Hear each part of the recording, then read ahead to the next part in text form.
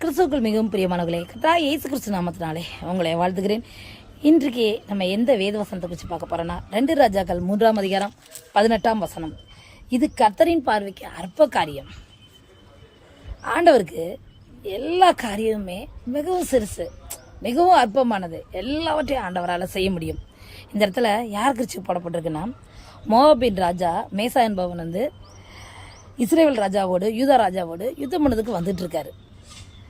அப்போ இவங்க 3 பேரும் அவங்க ஏதோ மொழியாக போய்கிட்டு இருக்காங்க. அப்போ இஸ்ரேல் ராஜா, யூதா ராஜா, ஏதேமின் ராஜா 3 பேரும் ஒரு வனாந்தர வழியாக அவங்க கடந்து போய்கிட்டே இருப்பாங்க. அப்போ பார்த்தா 7 நாளாக ஆயிரும். அவங்களுக்கு பார்த்தா தண்ணிலாம் தாகமாக எடுக்கும், அவங்க மிருக ஜீவனுக்கெல்லாம் தாகமாக எடுக்கும். என்ன செய்யுதுன்னே அவங்களுக்கு தெரியாது.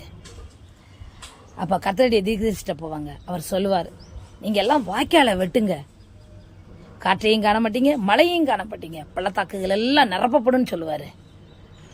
பிரியமானவர்களே, தண்ணீரால் எல்லாம் நிரப்பப்பட்டது அந்த பகுதியில் நீங்கள் வாசி பார்த்தீங்கன்னா தெரியும்.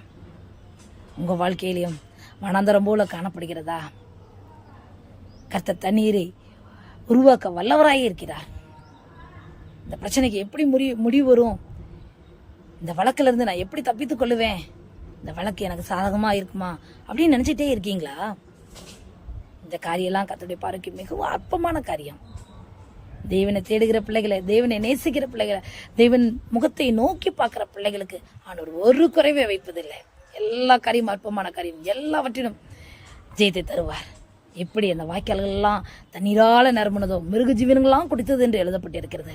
அப்படிப்பட்ட அற்புதத்தை ஆண்டவர் செய்தார். அந்த தகப்பன் உங்களுக்கும் செய்வார். உங்கள் காரியங்கள் ஒன்று விடாமல், பெரிய காரியமாக இருக்கலாம், ஆண்டவர் ஈஸியாக ஒரு செகண்டில் எல்லாவற்றையும் செய்து முடிப்பார். ஆமென். அந்த இயேசுவை நம்புங்கள், ஏற்றுக்கொள்ளுங்கள், விசுவாசியுங்கள். கர்த்தருடைய கருத்திலிருந்து பெரிய அற்புதங்களை நீங்கள் பெற்றுக்கொள்வீர்கள்.